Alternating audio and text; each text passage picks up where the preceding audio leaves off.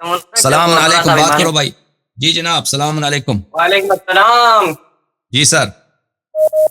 کیسے ہیں، خیریت ہے؟ اللہ تعالیٰ کا احسان ہے.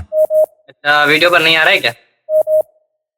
تشریف بات کریں بھائی صاحب، بات ویڈیو کریں. پر آتے تو بہترین ہوگا. ویڈیو پہ آ جاتے ہیں. ویڈیو آپ ویڈیو کال کریں گے تو آئے گا نا.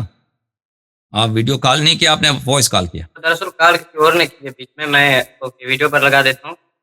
نہیں واٹس ایپ پہ ہم ویڈیو نہیں لے سکتے. ویڈیو کال کرنے کا طریقہ یہ ہوتا ہے کہ آپریٹر سے بات کریں، وہ آپ کو لنک دے گا، لنک کے ذریعے آپ آ جائیں گے. ٹھیک ہے نا. میں نے آپریٹر کو کہا تو تھا، لیکن ٹھیک ہے. تو خیریت ہے، طبیعت ٹھیک ہے؟ اللہ تعالیٰ کا احسان. ایسا میں عبداللہ بات کر رہا ہوں، لڑکانے سے. بھائی صاحب بات کریں. ہاں جی، میرا عرض یہ تھا کہ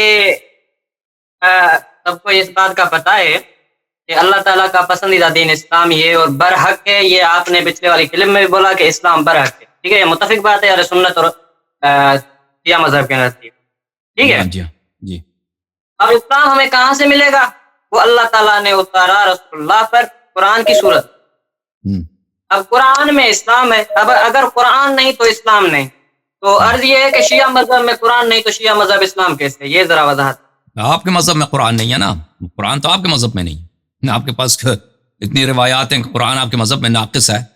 وہ تو آپ کے مذہب میں، ہمارے مذہب میں تو قرآن ہے. اہل بیت علیہ السلام نے فرمایا یہی قرآن ہے، اسی قرآن کو پڑھو. ٹھیک ہے نا، اسی قرآن کی تلاوت کرو. آپ کے پاس تو کچھ بھی حدیث نہیں ہے کہ قرآن کامل ہے.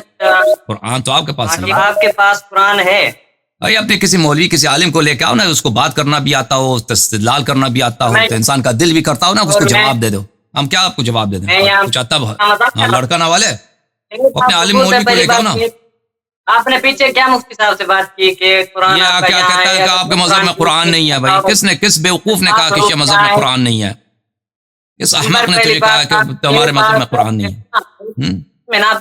لوگوں کو سمجھنے دینا سر. آپ 5 منٹ آپ بات کریں، 5 منٹ مجھے دیں تاکہ ساروں کو بات سمجھ میں آ عالم کو جائے. لے کے آؤ نا، اپنے عالم کو لے کے آؤ کہ اس کو 5 منٹ اس کی بات سنیں. آپ تو عالم بھی نہیں ہیں، میں بیوقوف ہوں. 5 منٹ آپ کی میں نے کیا گناہ کیا کہ 5 منٹ عذاب برداشت کروں؟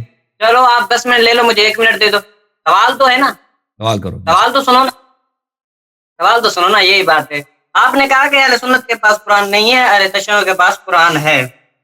ٹھیک ہے. اب سوال میرا یہ ہے آپ سے کہ اہل تشیع کے پاس جو قرآن ہے وہ کہاں ہے؟